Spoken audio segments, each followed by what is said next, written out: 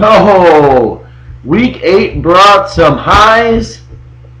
Yes, my victory over former undefeated Centurions, well, completely predictable, happened, dropping him out of the ranks of the unbeaten. And let's all be honest, it should have happened weeks ago. A team that mediocre, not great, not bad, but mediocre. How they're 7-0 is beyond me.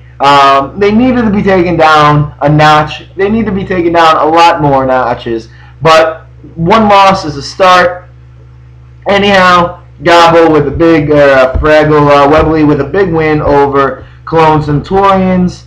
Kind of giving them the 1-2-3 punch with all three of his running backs and knocking them down to usual levels with everybody else. Not with everybody else. But anyhow, let's go through the winners. One that Centurions will not be congratulated for this week. Winners, Fraggle Wembley, 120-108 over Centurions, dropping him down to 7-1 and raising Wembley up to 5-2-1.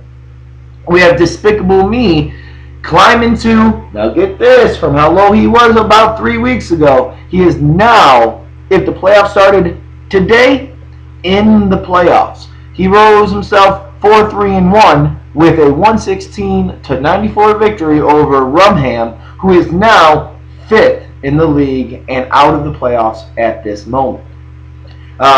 We have Barroom Heroes with a tantalizing victory over Shea Bush and Feeling a Breeze, raising him to 3-5 and Shea Bush down to 1-6-1. Oh my God, I forgot. 37 points, Shea Bush. 37 points. I looked back, and I can't remember which one it was because I don't want to look back again because it took a little bit of time. But first year in the league, it was either Gabo or Get Some. Both were doing very, very well in the league. That put up a 43 spot. Now, they were doing really, really well. It was just an aberration, bad combination of bad games and bye weeks and whatnot. Put up 43. That was a low water mark for this league. You, congratulations, have lowered expectations even farther to 37 points for your whole team. 37 points. 37. Anyhow, other winner, Gabo, brought his record up to 3-5 and still sniffing the playoffs. 115-95 over Dirschball, who drops to 6-2. Still comfortably in the playoffs. Lastly, we have Dr. Teddy Ballgame, Mr. No-Show this year that we haven't heard one fucking word from. Awesome, Teddy. Awesome. 79-57 over Team Get Some, who drops down to 2-6. We'll get to the trophies. Bitch Slapper goes to Barroom Heroes because it was handed to him by the despicable display that Shea Bush put on this week. Anyhow, yeah, it sickens me, but I had to give it to Barroom Heroes. League Doormat, again, Shea Bush, 37 points. Jesus. Just murder yourself, man. Murder your fantasy team. It's terrible. It's terrible. Get rid of it.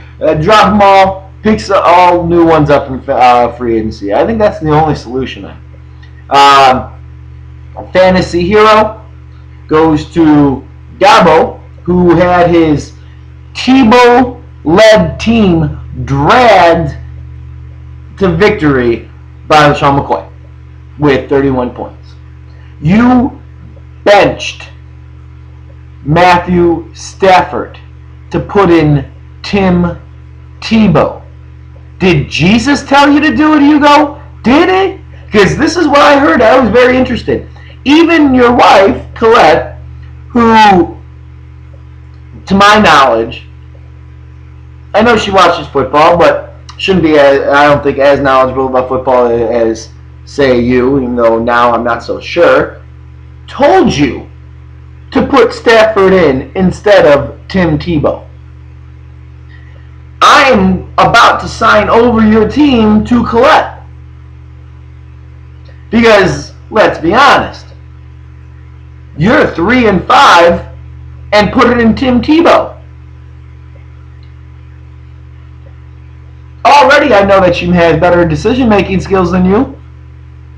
It's terrible. Anyhow, you get the fantasy hero with McCoy getting 31 points. Upset special goes to Barroom Heroes with his victory over Shea Bush. Now this is the bullshit. This is how bad ESPN is actually is. How do they have that piece of shit team, Shea Bush, as a favorite against anybody? Did they think Barroom Heroes was going to score like 26 points or 28 points this week? Absolutely pitiful. Absolutely pitiful. They should go start working for the NFL Network, whoever does the predictions for ESPN. It needs to happen. Okay? Ultimate score goes to Fraggle Wembley with his 120-point victory, or 120 points period, to lead the league this week, brought in by his stud running backs Frankie Gore, AP, and Ray Rice. Watch out, boys. The bye weeks are almost over. That means every single week you're going to get all three of them. That's all I got to say. You know my train is picking up speed, man. I feel like the Chargers. Starting slow, picking up steam, and running through the league, guys. You know it's going to happen. But let me go to another pressing issue in Fraggle Rock. Important trade. We have a big trade.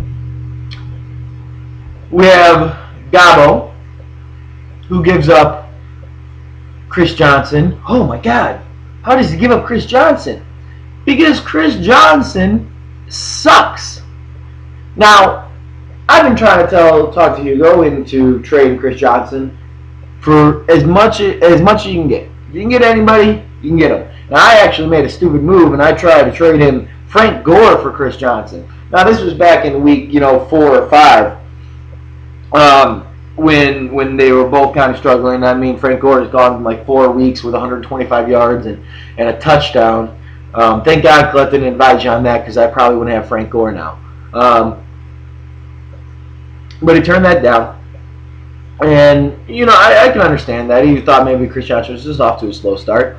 And so he keeps Chris Johnson around 3 or 4 more weeks. And I'm telling him, like, man, you got to get rid of him. You got to get whatever you can for him. I said in the beginning of the year, but, I'm only one, analyst. I'm sure there's millions that thought he was going to have a great year. Obviously, he was drafted number 2 out of everybody. I wouldn't have even drafted him close to that.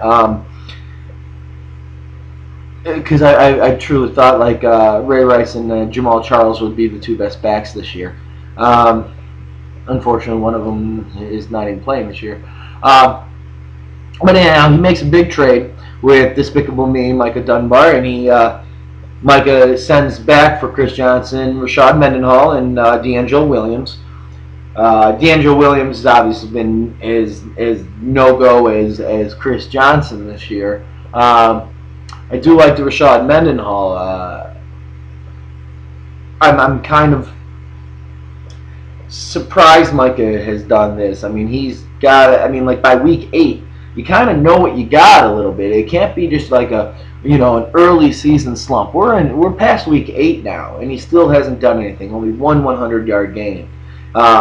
If this trade doesn't work out for you, you're out of the playoffs.